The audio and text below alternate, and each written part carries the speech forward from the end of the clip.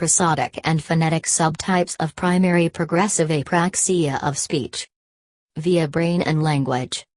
Publication date, September 2018.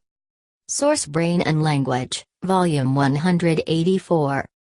Authors: Rene L. Utianski, Joseph R. Duffy, Heather M. Clark, Edythe Strand, Hugo Botha, Christopher G. Schwarz, Miriam Machulda, Matthew L. Senjem, Anthony J. Spychalla, Clifford R. Jack, Ronald C. Petersen, Val J. Lowe, Jennifer L. Whitwell, Keith A. Josephs.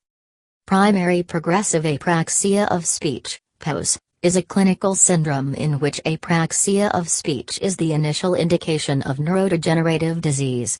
Prior studies of PPAOS have identified hypometabolism, gray matter atrophy, and white matter tract degeneration in the frontal gyri, precentral cortex, and supplementary motor area, SMA.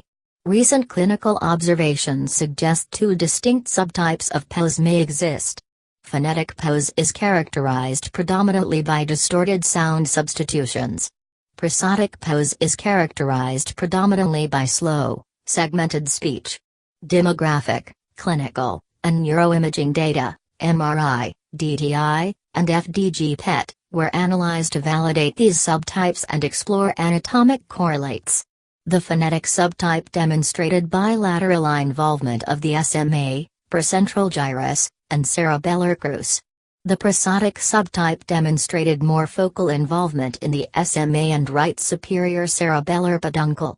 The findings provide converging evidence that differences in the reliably determined predominant clinical characteristics of those are associated with distinct imaging patterns, independent of severity.